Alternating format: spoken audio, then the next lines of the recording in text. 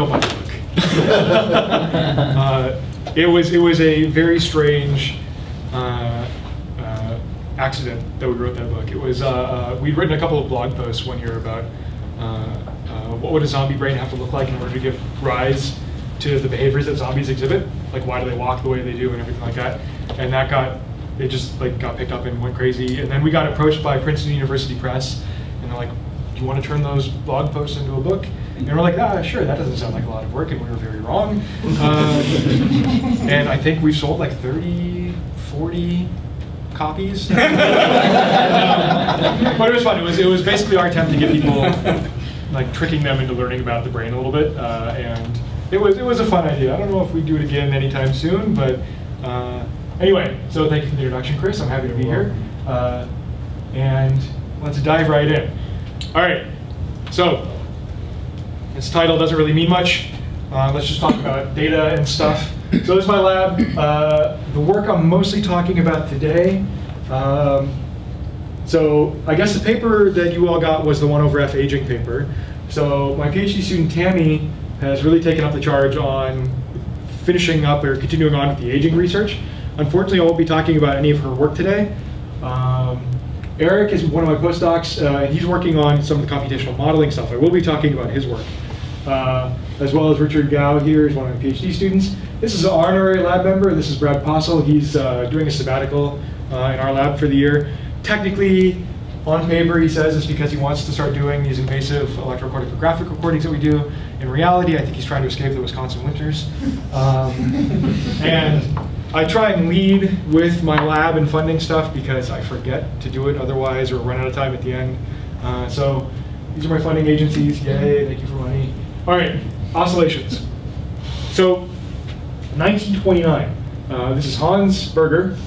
This is the first paper showing that you can record extracranial EEG.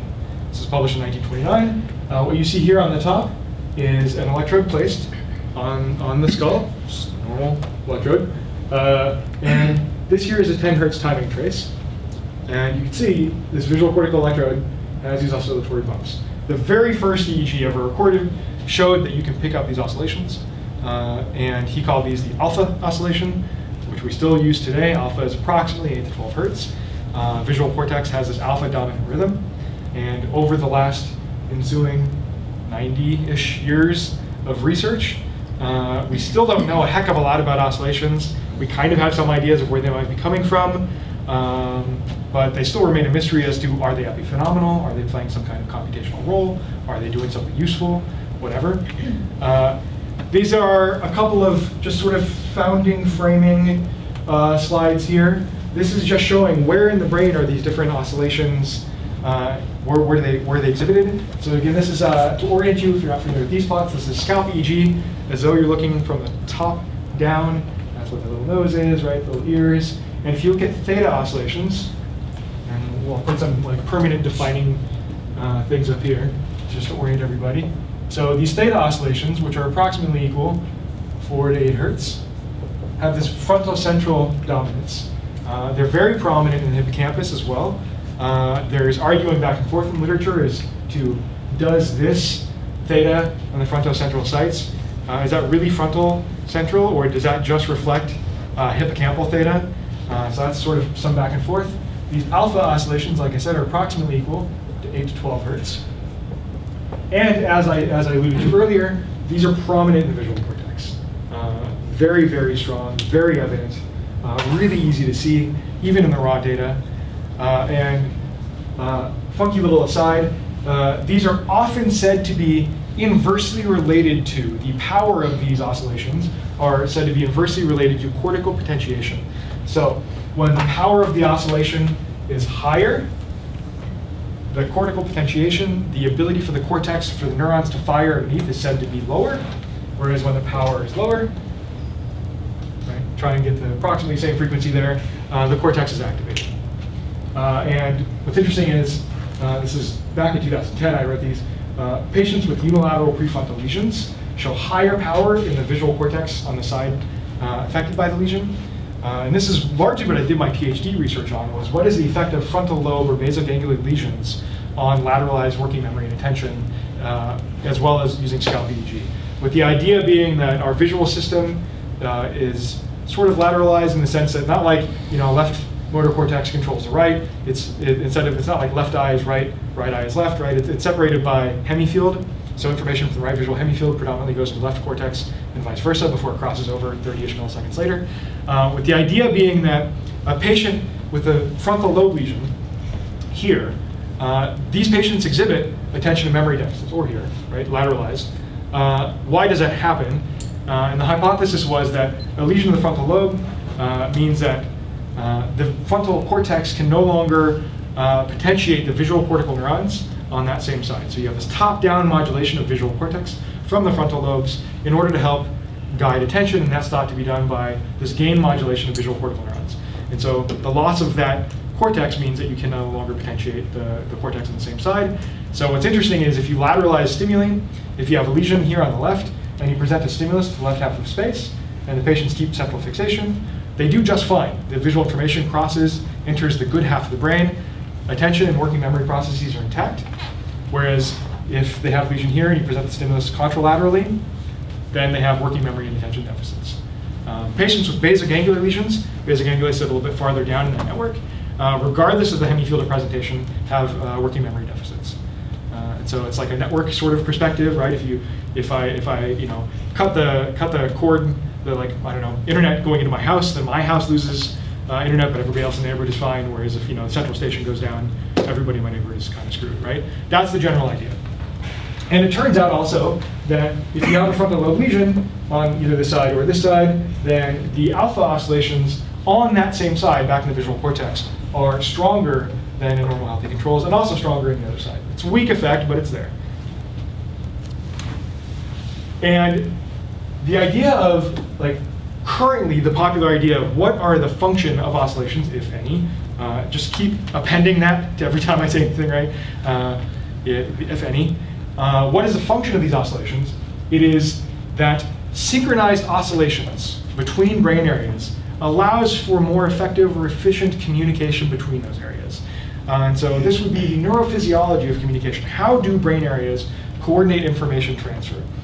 And this is, whoops, I always forget, I usually have a sort of step slide in there that's empty. If you get really squicked out by blood and brains and real stuff like that, turn away for a minute, close your eyes, I'll let you know when it's okay. So how do you measure this? You can do this extracranially. I'll tell you when to turn away, I'll translate in a second. Scalp EEG is really, the spatial resolution, as you all know, is very low. Right? The analogy, of course, would be something, the one I like to give is, if I have a microphone outside of a dome stadium, I can hear when everybody cheers, but I have no idea what game is being, are they cheering because, there's a gladiatorial combat, or, the Packers, continue to win everything, or whatever, right? Or not, actually, is the case this year. So you don't know, right? You know exactly when something happened, but you don't know where, because just like the sound pressure waveform of the cheering hits the inside of the dome and smooths out, right? The same thing happens with the EEG activity that is being generated from the cortex and subcortical structures, hits the inside of the skull and smooths out. And so one way around that, and what a large part of the research that my lab is doing, is working with patients where that's not really a problem anymore. So now look away. This is a recording from a person undergoing a brain surgery. I took this at UCSF. Little side, see those numbers, I'll talk about those in a second, explain the entire thing. Here's the video. Chair. You see the brain pulsing? Train. All right, you can look back now. So, What's yes. the scale of that? I couldn't tell. That is approximately, my glasses on my head, it's like this. Okay. So about that big. So the reason the brain is pulsing is even though the brain is about 3% of the total body mass, it gets about 20% of the cardiac output. So just like a balloon, with every heartbeat, it actually kind of inflates a little bit. It gets so much blood relative to its size. Those little numbers, this is archaic. I don't know if you guys remember, it was Star Trek 4 or 5 or whatever, where it's Bones is oh my God, what would it be in the Dark Ages when somebody had to take a pill or something, right? It's incredible that this is still done. This is basically the same kind of surgery that was done in the 1960s by Wilder Penfield. The reason that the surgery is happening, and what those numbers mean, is these patients have intractable epilepsy. These are seizures that are not being treated or are not treatable by anti-epileptic drug. And so what they do is they go in and they find exactly where in the brain, the epileptogenic zone, what is the patch of neurons that are causing the epilepsy, and then they remove it. And I don't know, you go to the dentist and they have that little like vacuum sucker thing, right, to pick out your saliva. That's essentially what they use to remove the brain. The brain has the consistency of Jell-O. I don't know if you've ever like touched a brain in like anatomy class or done a dissection where it's hard. It is not like that. That brain has been fixed.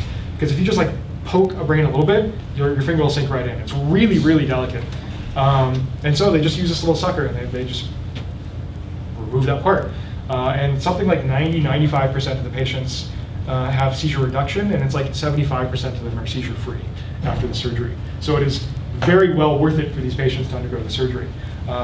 Very low mortality rate. And what they do is they do a multi-stage procedure. One, they do scalp EEG to try and roughly identify is a seizure coming from the left or the right, the front or the back, anterior, posterior, right? None of the non-invasive imaging methods we have are good enough, so that's why they have to do this multi-stage process. Once they have a rough idea, then they'll do one surgery, which is they do this, depending on where it's done. They remove a big piece of the calvarium, the skull, and then they put a grid of electrodes, something like that big or so, onto the cortex, and then they might put invasive, like penetrating electrodes deeper into the medial temporal lobe. A lot of epilepsy is generated from the medial temporal lobe, to try and figure out exactly precisely where it's coming from. And that can take a week or two. So the patient's sitting in the ICU, and they're just waiting to have seizures. Enough seizures that the epileptologist is like, okay, that's where it is. We're confident that's where the seizure's coming from. And so they're hanging out, watching TV, chatting with family, reading books, whatever, waiting to have seizures. And they've got this like pile of cords coming out of their head, and they're just sort of hanging out. And so we just approach them and say, hey, would you mind doing our silly memory test or whatever? And they're usually really happy to do it because anything to take the mind off of the fact that this is a really uncomfortable situation. And it's great. I mean, we've gotten to know some of the patients really. We're not doctors, so we don't have to maintain that separation. Not real doctors, right? And so we get to actually like work with them, and it's been really amazing working with some of these patients. This is actually a more dramatic case. This is one of the weirder papers I've published. I was trying to figure out what is the effect of the skull having on some of the signals that we could record to sort of justify some of the ECOG work that we're doing. And so this is a group of patients who underwent a different kind of surgery called a decompressive hemicraniectomy, which is, if you get some kind of traumatic injury to a body part, you'll have a response which is a normal response, which is sometimes the tissues will swell and you get edema, it's called, which is all fine and well and good, bruising, right? If it happens to anywhere essentially but the brain, because the brain is sitting in an enclosed space. It has nowhere to swell to, other than down through the foramen magnum, which is where your spinal cord goes through, which is bad because then it pushes the brainstem up against the bone, and that means you can't breathe or regulate your heart rate, and you go into coma and die. Or it presses the cortex up into the skull, but most of the major arteries carrying blood to your brain from your heart are on the outside, and that pushes those shut, and then you have a stroke and you go into a coma and you die. And so these patients were often written off as being untreatable. And then a group of surgeons were like, well, actually, let's just give the brain a place to swell to. And so they would do this emergency hemicraniectomy, which is they would just remove a big piece of the skull, the brain would swell out, and then go back, and the patients are fine. A lot of them, not all of them, of course, but they have the skull off for about 6 months. And while they've got that skull off, there's nothing in the way except for skin flap and dura. And so you can record within subject here, skull with skull, without skull, and you can sort of do within subject comparison. This is one of the patients that had it, so you can see this is what it looks like without the skull piece there. They actually embed the skull into the abdomen for that entire time because it keeps the skull tissue alive. The skull contains living tissue, and so if they embed it in there, it keeps the skull alive, and then they replace it after the 6 months. And so once we're directly on the cortical surface, we no longer have to worry about, or we have to worry about less in scalp EEG if you see coherence between brain area A and brain area B in the oscillations, and coherence, by the way, is oscillation in area A and oscillation in area B are synchronized in phase, right? The phases are aligning. that can be, it's very problematic in scalp EEG because the signals are highly correlated across the skull. And so you're not sure if this correlations, the coherence that you're seeing are true or if it's spurious coherence because the signal is being smoothed out and you're reporting essentially the same signal, largely the same signal in two spots, right? Once you're on the cortical surface, that's much, much less of an issue because the signal that you're reporting is dominated by the underlying cortex because you're pressed right up against the cortex. And this is from Pascal Fries's very, very influential communication through coherence paper in 2005. In this paper, he argues that the mechanism by which this oscillatory coherence might aid in information transfer is that you can have spikes when two regions are oscillatorily aligned. That when they align at these peaks of excitability, then spiking probabilities are aligned. And when area A and area B spike together, right, it's the fire together, wire together. When neuron A and neuron B fire at about the same time, that synapse is strengthened, right? It's very basic heavy mechanisms. Whereas if they're out of sync or if they're out of phase, then the spikes aren't aligning together at the right probabilities, and it's harder for that system to communicate. Now, that's essentially the depth in which he goes in 2005 into this argument. There's a lot of problems with this argument. I'm not going to go into those, but in the lab, we've been simulating a lot of this. Basically, it comes down to if you generate oscillations in any way that we physiologically suspect that oscillations are generated, it doesn't align spike times at all, like the way that he proposes it does here. So we're putting a paper together, but the gist is essentially neurons, more or less, pyramidal neurons at least, have a Poissonic distribution, which is essentially random, right? And so if you take random firing neuron A and random firing neuron B, and you get these waves of inhibition that wipe away, you get very strong oscillatory sort of phenomena, right? Because you now have bursts of excitation and bursts of inhibition, but that doesn't, if you take two Poissonic spike trains, the probability of two spikes happening in any kind of temporal window that's meaningful physiologically is very low. And just by erasing some of them, it doesn't align any of the spikes in the way that Fries proposes. So there are problems to the way that he conceptualizes it here. It doesn't mean that it's null and void. There are ways to get spikes to align, but it requires different physiological, I mean, if you stay within the bounds of physiology, it's very narrow sort of parameters, which is nice because then it allows you to make some hypothesis testing. So we're doing some follow-up on this right now. And of course, if it's wrong, it doesn't mean that this is wrong. It's, maybe the model that we're using is wrong, but it's informative, right? So grain of salt, but the idea generally holds is that possibly the role that these synchronizations are playing is that they allow for a more efficient communication between regions. And one of the interesting things that we can pick up in these invasive reportings is electrocorticography, ECOG. There's a lot of excitement around these high gamma signals. So theta are oscillations at 48 hertz, and alpha are oscillations at 8 to 12 hertz. Now we should try and define an oscillation here. You look at the raw data, and it's pretty clear. You have some LFP, and then you might have, oh look, there is an oscillation, right?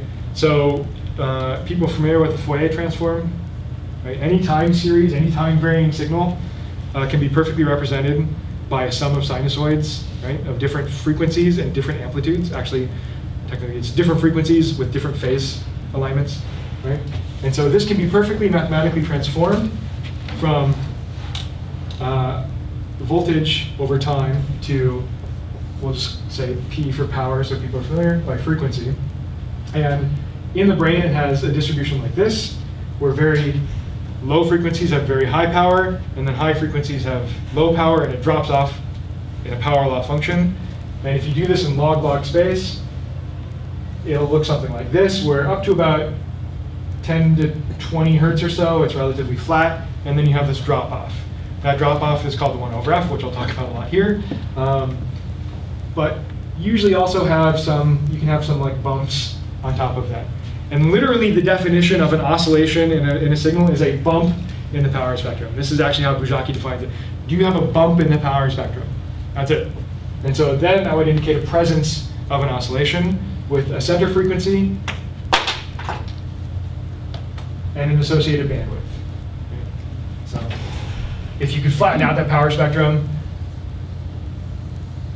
you might have something like this with the center frequency of 10 hertz, and you have another oscillation of, let's say 30 hertz, and that one's broadband, this one's more narrowband. And what's neat is, this is another paper from 2005, trying to look at this high gamma range, so above about 80 hertz. People are excited about it because, well, first of all, it's not an oscillation. I'm going to just state that very firmly right now. There's some arguing, but I'm just going to say it's not an oscillation. What's interesting is, just like I alluded to earlier where these low frequencies, the alpha is inversely correlated with cortical potentiation, it turns out if you do invasive recordings in humans, and you look at how does spike rate correlate with different frequency bands, it's negatively correlated with low frequencies, and then you have this quick crossover point where it's positively correlated with high frequencies. So this high gamma range, above about 80 hertz for sure, is strongly correlated with the total population spiking of the underlying tissue, which is great because now you can have a good estimate of the spike rate of the underlying population by looking at this high gamma range. And it's also correlated with bold very nicely, with bold signaling from Rye and all this kind of stuff. And there's been follow-up work out of Mike Kahana's lab in 2009 showing the same kind of thing. Again, this is invasive recordings of humans.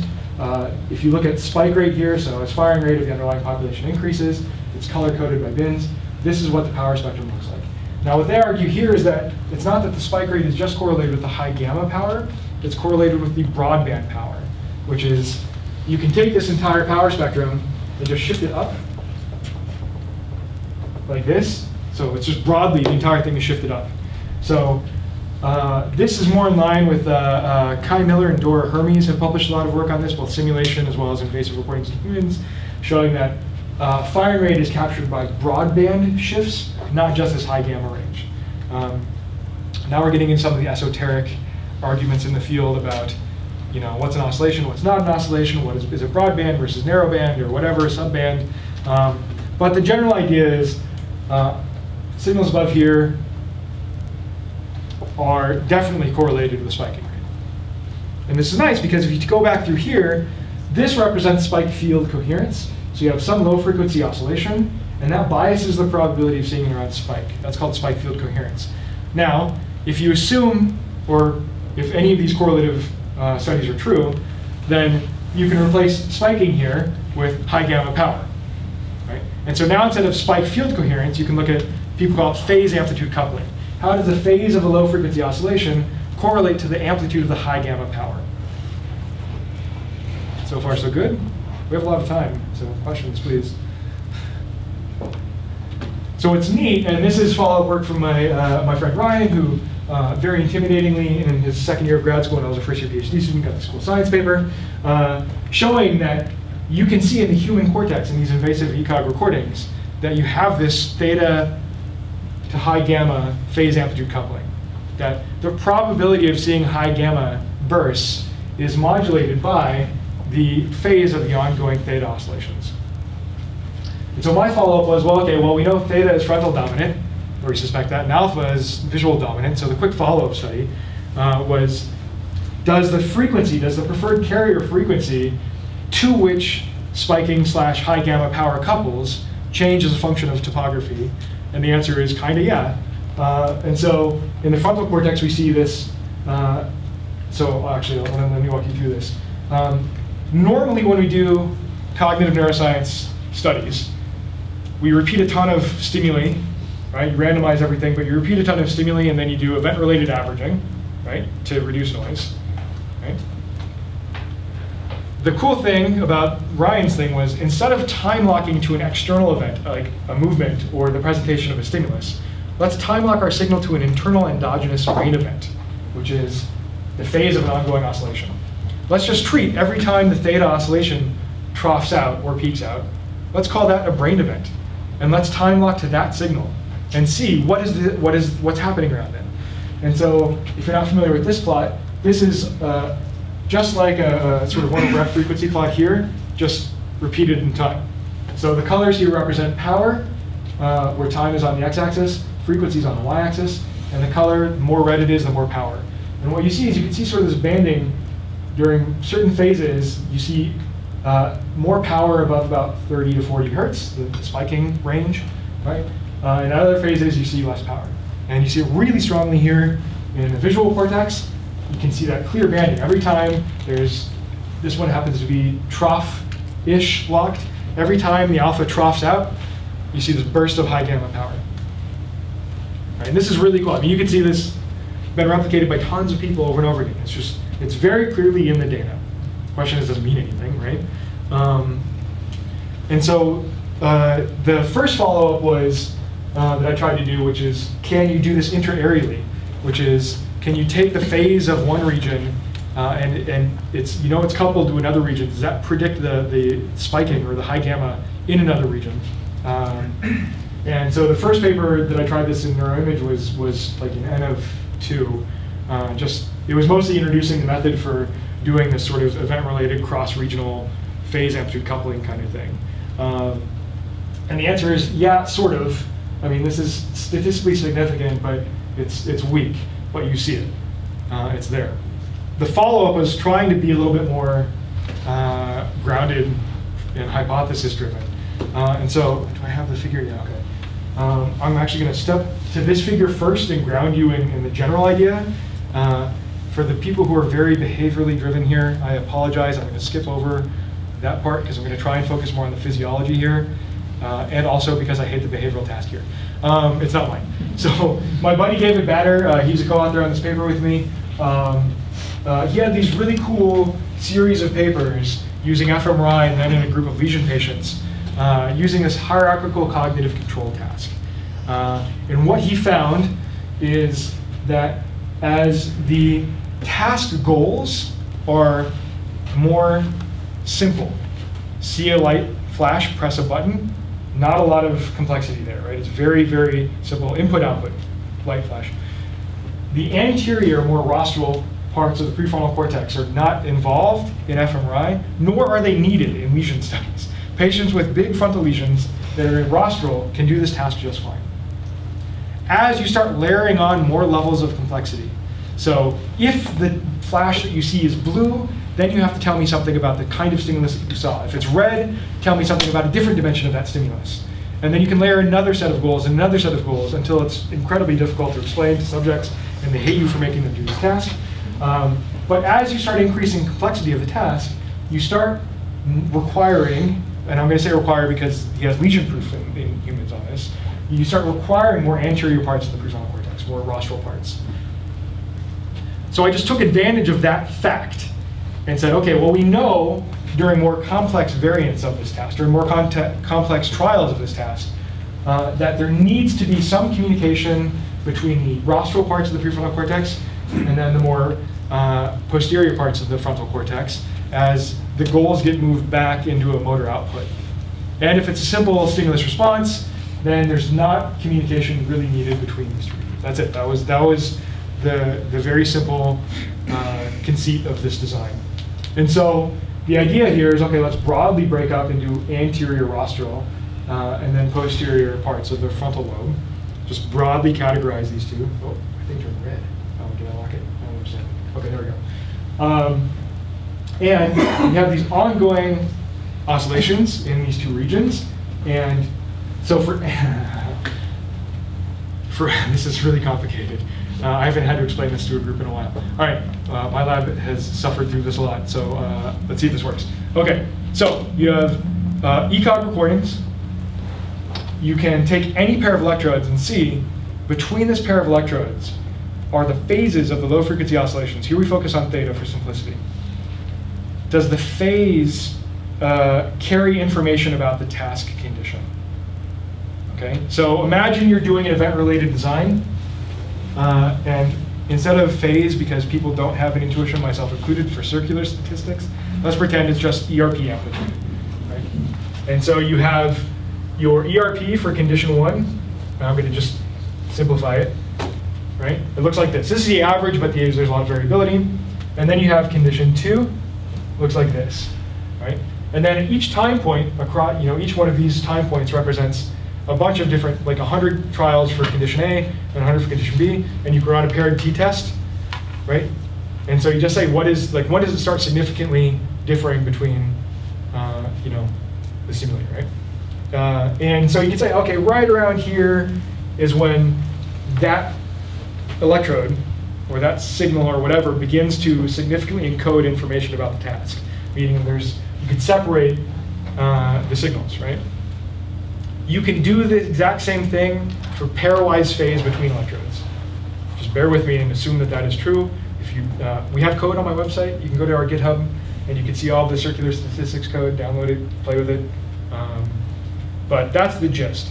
And so we can do this for any given pair of electrodes. And we can say, okay, right here, for pair electrodes I and J, they started to significantly encode information about the task at 147 milliseconds after the onset of the stimulus. Whereas electrodes M and N, it was 375 milliseconds. So rather than time locking to the stimulus, for any given electrode pair, we can time lock to the brain time, right? Any given pair of electrodes has a different, there's variability in the timing of when they begin to, on average, communicate information about the task. And we get these temporal shifts for any given electrode pair. And once we take into account these temporal shifts, we see this really nice increase of phase amplitude coupling. High gamma power increases around these temporal shifts. You don't see this if you do all of your analyses between electrode pairs in stimulus time. You see it really clearly when you start taking into account brain time. Okay? Yeah? Could you go back to those polar plots that you had over there, those rose plots? Yep. Yeah. So what are those discontinuities in it? Like, oh, that's just phase normal dropping? variability. Okay. So this is what is the phase difference between electrode pairs for condition 1, 2, 3, and 4. And you can see for condition 1, the phase difference sort of prefers 180 degrees. For condition, and this is just exemplar data. This is done across thousands of pairs of electrodes. Mm-hmm. This one tends to prefer phase here, that one up there, this one over there. That means that that electrode pair, the phase difference between those at any given time point, or in this case, one specific time point, it's really clear separation in the phases. And that means that there's a high encoding of the task at that time point between that electrode pair. This is computationally intensive because you're sweeping across every time point in every electrode pair. And actually, one of my postdocs has come up with a much more efficient and sort of intuitive way of doing this. And so I think that code is also available on GitHub. It's called Space. The Space algorithm is what he uses. Anyway. So do you just compute the instantaneous phase and instantaneous phase, some sort of difference like between the pairs, yeah. Phase? Yeah, it's Hilbert phase, yeah. Okay. Yep. So take the full time series, band pass it into the 4 to 8 hertz range in this case. Mm-hmm. And in the paper we show that this happens to be theta phase specific in the frontal cortex. And then you extract the angle, and then you compute the angle difference between the electrode pairs. So, yeah. And so you can look at pairs of electrodes within the motor cortical M1 PMC, right? So M1 / premotor cortex, or within the prefrontal cortex, or intra-areally. And we see that intra-areal phase amplitude coupling increases as a function of task complexity, and it's greater than the intra-PFC is greatest, and within the motor cortex it's pretty weak, and it's directional. So phase amplitude coupling is greater in the direction of PFC back to M1 rather than M1 up to the PFC, and so you can see a directional specific effect, and so on and so forth. But how does this have to do with 1 over F? Here we go.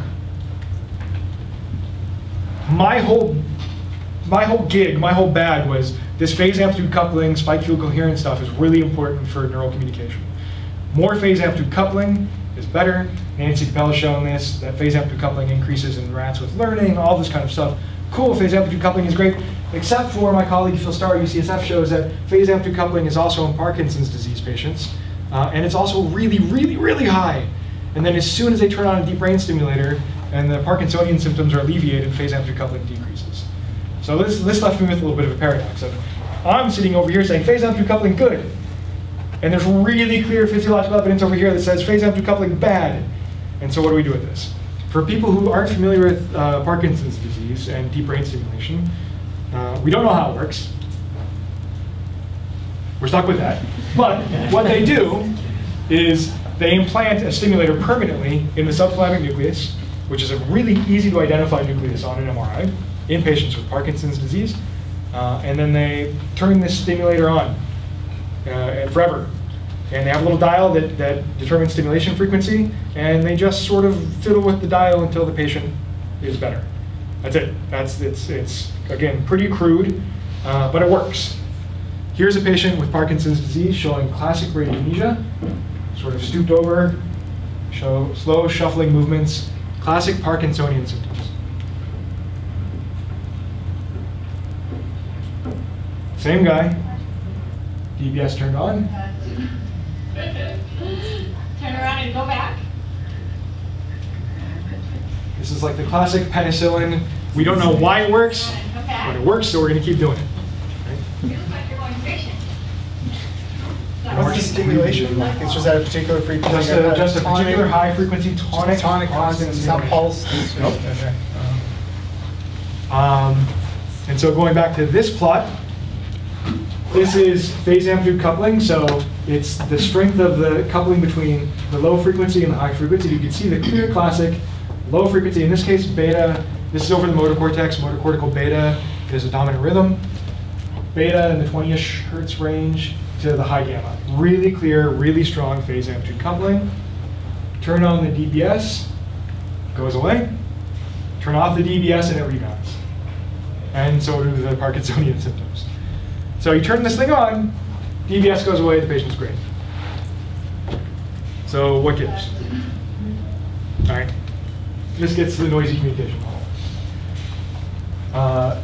So this is a low noise scenario. You've got your ongoing neural oscillations, you've got your very strong spike field coherence. Right? Spikes preferentially occur during a certain phase between these two oscillations, and then every now and then you've got like a non-phase specific spike. And then you can have a high noise scenario where there's more spikes during the non-specific phases. Right? Here I'm keeping the number of spikes fixed during the preferred phase, but you can manipulate this in all different ways. But this gives you, it's just a heuristic, it's a schematic, it gives you the idea, right? Phase amplitude coupling would be high here, phase amplitude coupling would be low here. And we can simulate a local field potential. We can simulate the EEG pretty easily by using these kinds of models. And so what people normally do is they take hundreds of units, hundreds of neurons exhibiting certain spiking characteristics. And when we record EEG or ECOG or LFP, any of these electrical potentials, unless you are doing patch clamp up against a neuron, what you are largely recording is the postsynaptic potentials coming into that space. Right?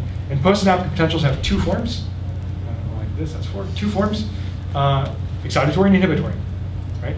So you take your spiking and you convolve it with the postsynaptic potential, and you can simulate the LFP. This is like a classic way of simulating a local field potential.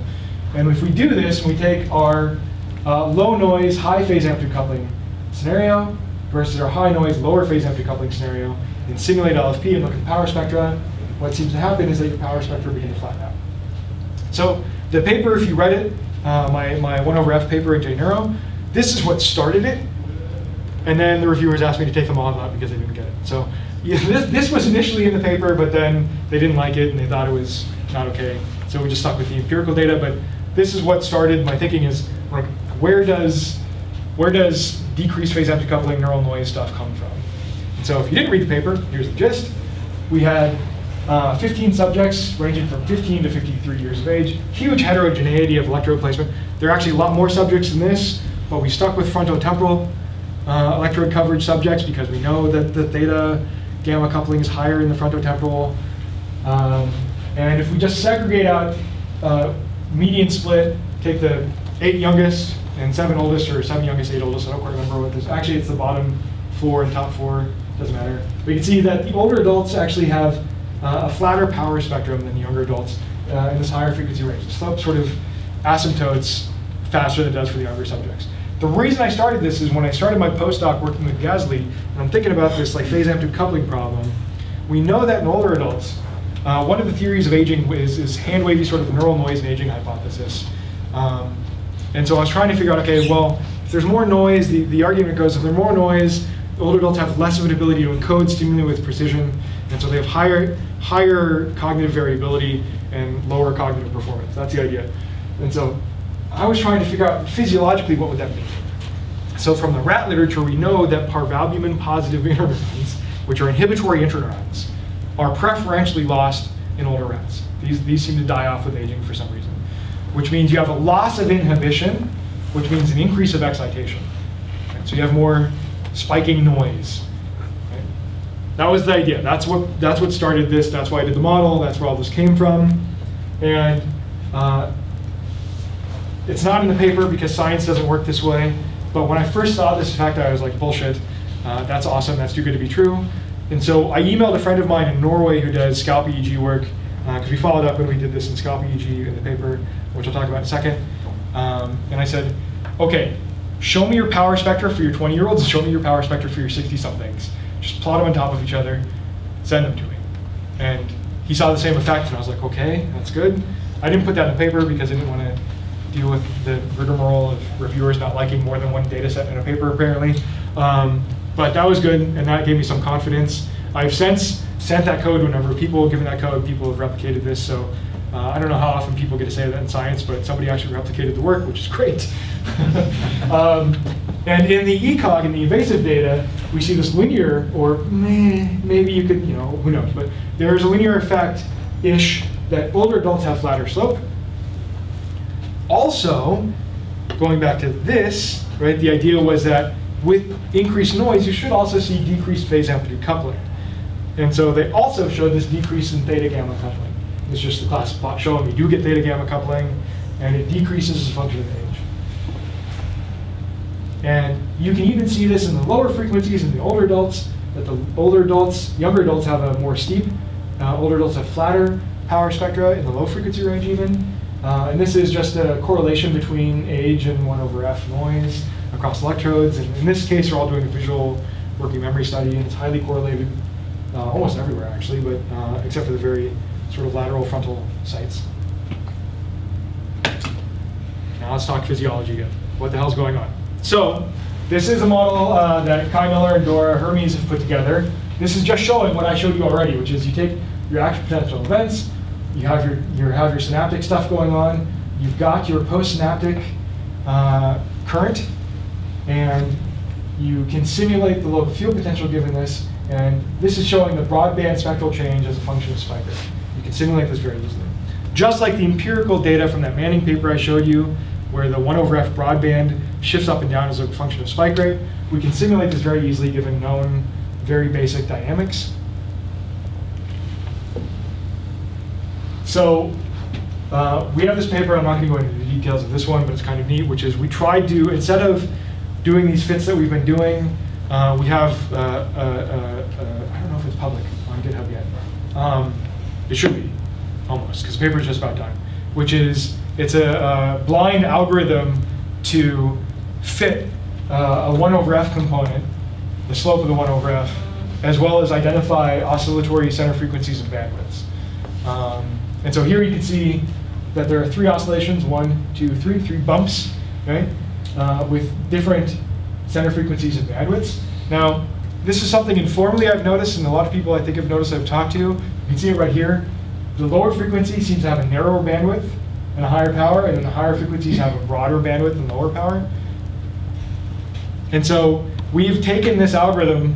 We actually took 8 people who are expert power spectral people, which means people in my lab and other labs that are friends of mine, and gave them hundreds of power spectra to look at and said, find the center frequencies. Just how many oscillations do you think are here? We simulated a bunch of different spectra with different levels of noise and made them, poor students, just go through and tell us what the center frequencies and bandwidths are, and said, how accurate are we at doing this?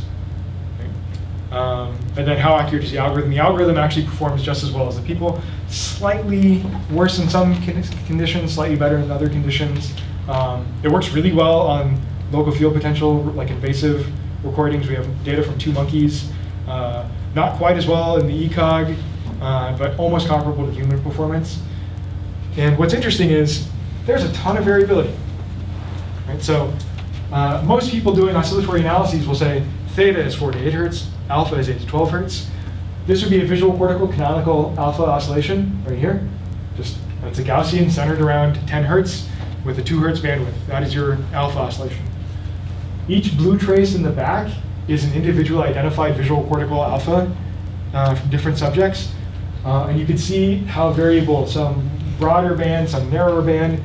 We are losing a lot of power in our analyses because we're averaging over a lot of variability, like important individual variability. If you average each individual person's, like what is their visual cortical alpha, you can see how variable it is. And we kind of know this. People have published knowing that older adults actually have slower alpha. As we get older, our alpha slows down. It might go from 12 hertz to 11 hertz to 10 hertz. So we know that there's variability. We know that there's age-related variability. People have found that there's variability even within subjects across tasks, where our alpha oscillation, our visual cortical alpha, may speed up or slow down to match the stimulus presentation rate, so that stimuli that we need to pay attention to appear during the preferred phases of our ongoing alpha. So we know all this stuff. We just sort of wash over it by doing this and saying it's good enough. And so in this paper that we're putting together, we're showing, oh, it turns out if you individualize these, you have less noise and more power. Surprise. But what's interesting is this is across all of our EEG subjects, all electrodes. This is just a plot of center frequency as a function of bandwidth. So higher center frequencies, so the faster oscillations, have broader bands. The bandwidth is wider, which sort of matches a little bit of what we can see here, but recapitulated across thousands of electrodes. You can see that relationship. There's some funky stuff too, right? Like this is probably physiologically meaningful. The fact that 15-ish hertz suddenly gets narrowband. Nobody ever looks at bandwidth. We don't know anything about bandwidth, right? And so in our lab, we're simulating what can give rise to different bandwidths. And is that meaningful in any way whatsoever? And we have a couple of like sort of toy hypotheses in the lab, but nothing I really want to talk about yet. But generally, you see this function. This actually holds up in the 2 monkeys that we have. So this is showing, here's the human data I just showed you. We also have 2 monkeys showing the same effect. You have this relationship between center frequency and bandwidth. And there's some cool behavioral stuff here too. Like center frequency alone can predict working memory performance weakly, but it's there. Yeah. I noticed at some point you stopped using the logarithm for frequency. So given that this is sort of 1 over f, it's usually log, and it looks, I understand why you plot it the way you've been plotting it. For example, if you went back to your actual power spectrum, it's log power, but yeah. Yeah, actually we do the fits on the log. Oh, okay. Yeah. And are these bins, the bands, the bandwidths, that's in raw frequency? If you So the actual algorithm, what we do, just really quickly and briefly, is we fit the 1 over f, and then subtract it to flatten the spectrum. And then we're left with noise plus some Gaussians. I see. And then we do Gaussian mixture modeling, which is try and fit the appropriate number of Gaussians without overfitting, using some very basic checks, right? And then we find the optimal number of Gaussians to fit, and each of those associated with that center frequency and bandwidth. Okay. And so, but the fact that there's this trend with the bandwidth as a function of frequency, that's, if you log that, that's not going to It doesn't change. Yeah. Okay, just making sure. Yeah, absolutely. But of course, we don't just have these bumps. Yeah. So could you please go back to the one with non-human primates? Yeah, here. So it seems like the 2 are pretty close, except for the drop in bandwidth is around 30, between 25 and 30 for monkeys, and then These monkeys have wildly different behaviors too, and that's captured by these differences. Alright, so, okay. Is there any kind of theory that could stand for that or not? Or is this Okay, I'm gonna give you the pet theory then, right? So we can't make a broadband oscillation. We see in the ECOG data and in monkey data that these beta ranges have pretty broad bands. But when, like, if you take Nancy Capella out of Boston University has done a lot of this work about how do you generate oscillations, both simulation, computation using these Ing and Ping models versus actual recordings from rats and monkeys. And the modeling all suggests these narrow bands, but the real data is broadband. So here is the unsubstantiated idea that we're working with, which is when we're recording invasively from any animal, what you're actually recording from is many, many neural ensembles integrated. If you have a bunch of narrow bands with themselves a Gaussian distribution, and then you add all of those together, you're going to get what appears to be a broadband function. So our totally unsupported by any empirical evidence hypothesis is that the broadband in beta is just, you have a bunch of smaller ensembles, each oscillating at their preferred frequency. And depending upon the task, certain ones get selected. And so we actually are trying to test the hypothesis that, can we see a narrowing of the bandwidth in the beta range as a function of learning, because the ensemble or ensembles that are responsible for encoding the working memory task or whatever are sort of being picked out. They're learning that they need to be the ones doing the communicating. So you expect any different tasks to see different patterns? Yes, that's the expectation that we have. That's our hypothesis. Totally unsubstantiated.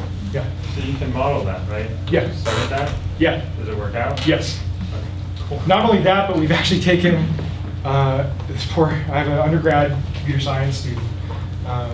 It's actually, do people know Dynamical Systems in Neuroscience book by Eugene Zekovich? It's his daughter is in my lab. So she knows a thing or two about these things. She's picked them up from her dad.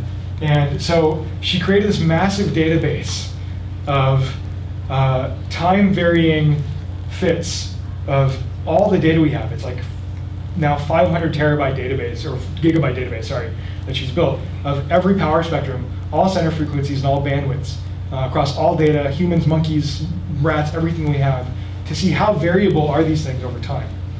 Right? How much variability is there in bandwidth? Because if there's not any real natural variability, then our entire point is moot. Right? So she's looking at, is there any natural variability? How strong are these correlations that hold up? What kinds of tasks? So she's mining all of that right now. So we'll see. So we also have the slope issue, right? So where does this 1 over f thing come from?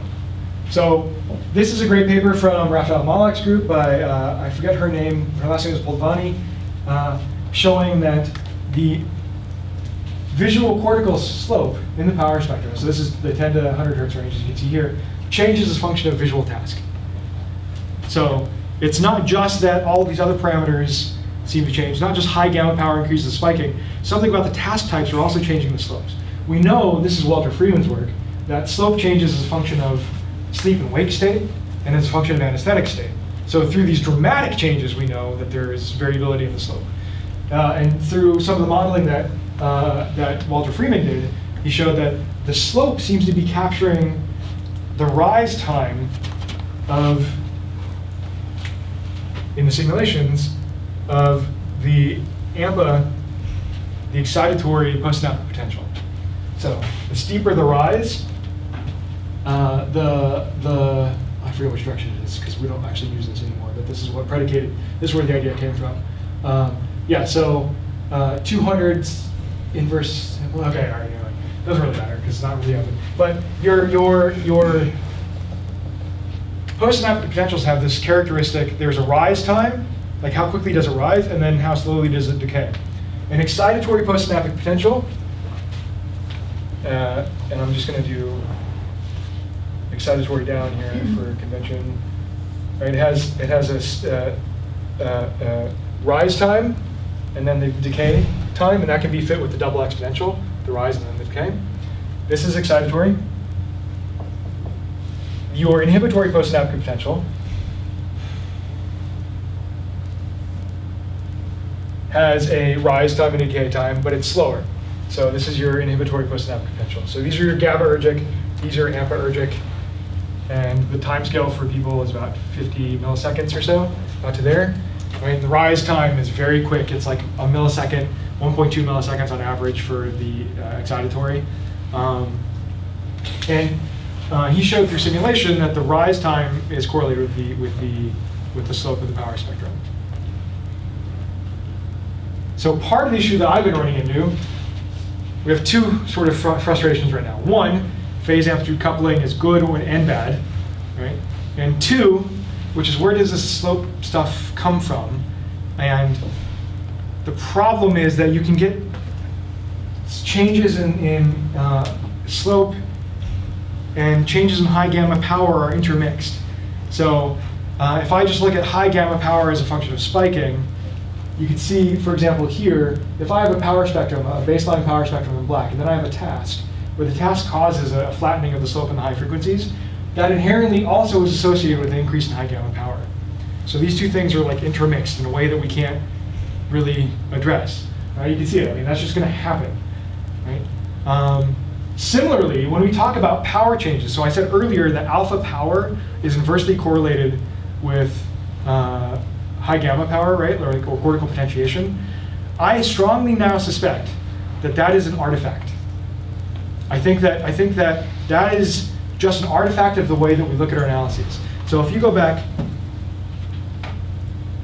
here, you see right here, I get a high gamma burst, and the low powers are actually decreased more than baseline. They're decreased below baseline.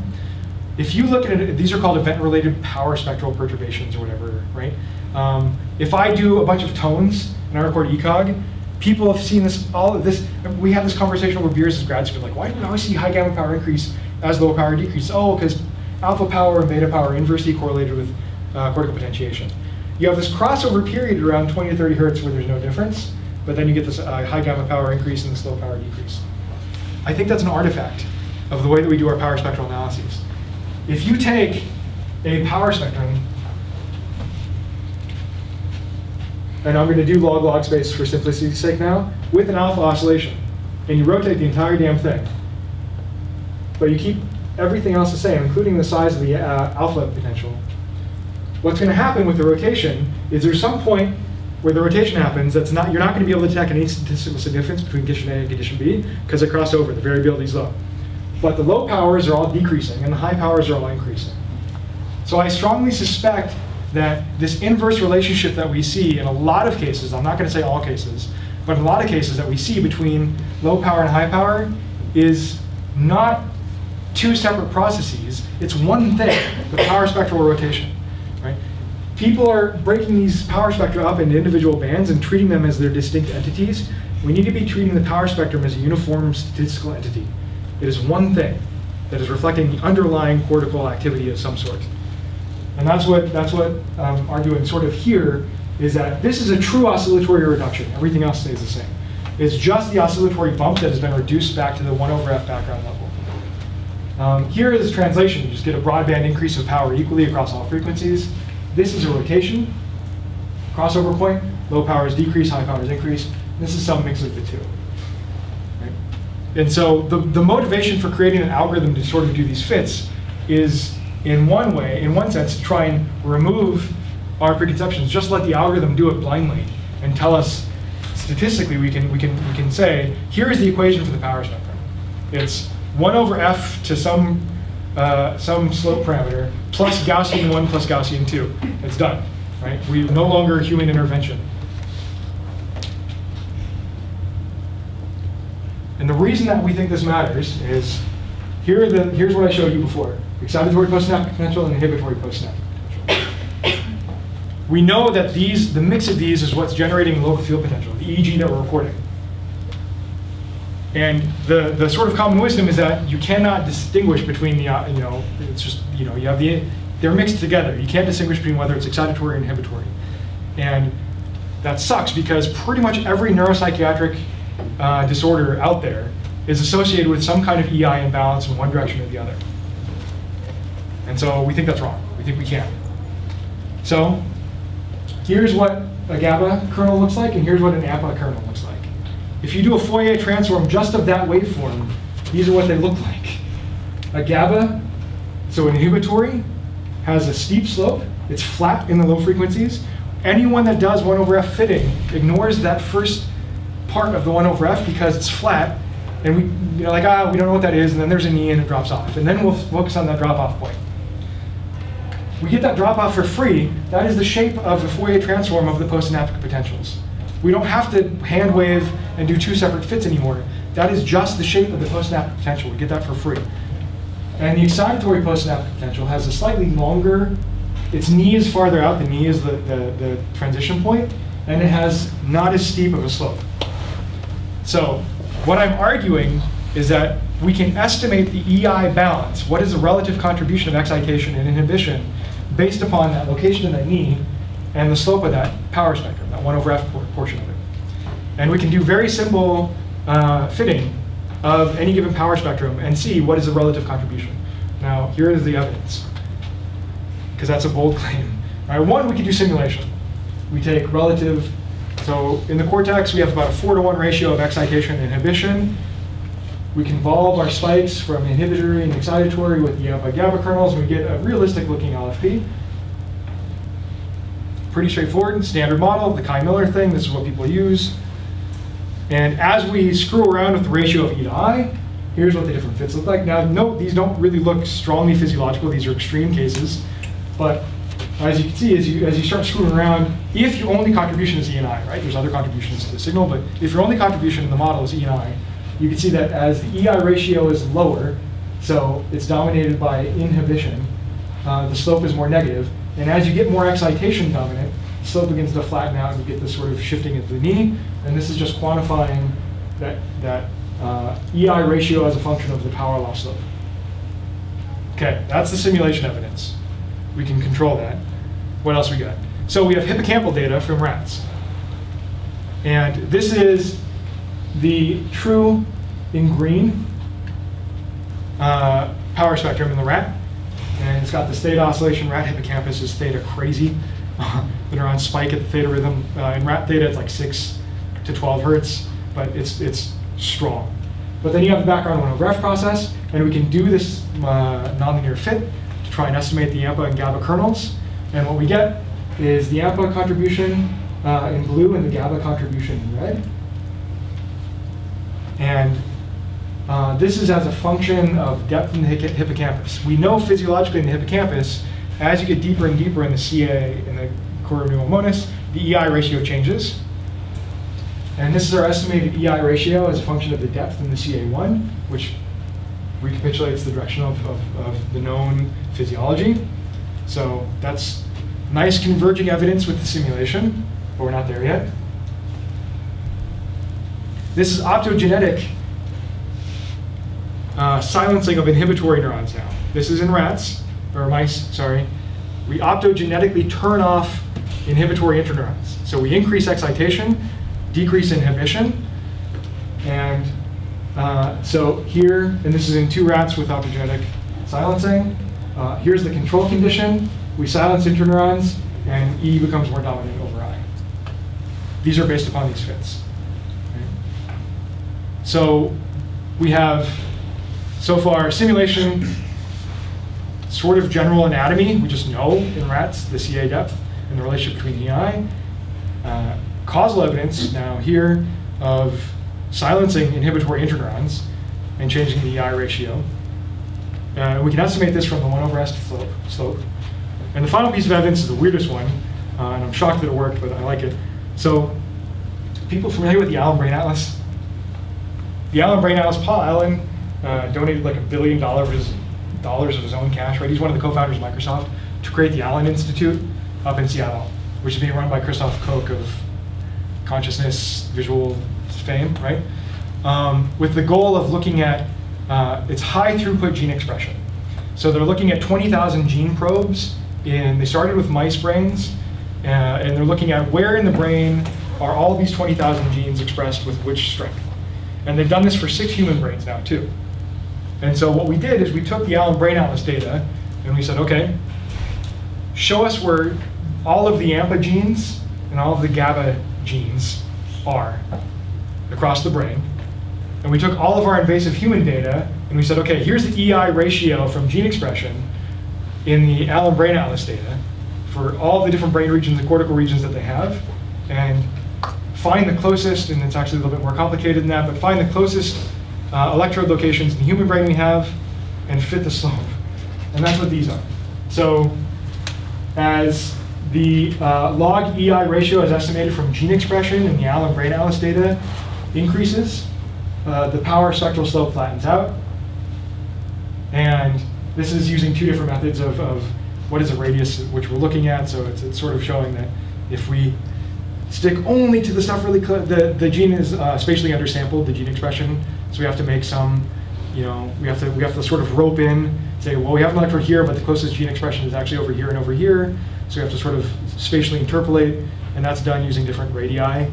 And so these are just 2 different radiuses of looking only at the really closest ones or being a little bit more forgiving and looking really far.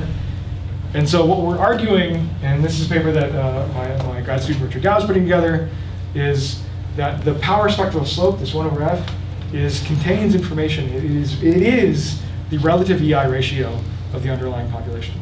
Now what I don't have here is a lot of secondary evidence that we have, which is we have data from schizophrenia and scalp EEG and age and education matched controls, so like really strong slope differences between them in the power spectra. We see this in a variety of different disorders and a variety of different cognitive conditions. So basically that's it. The 1 over f we think is just reflecting the AMPA and GABA contributions. And we think it's kind of neat. We're excited about it, and I'm done, I guess. Thank you.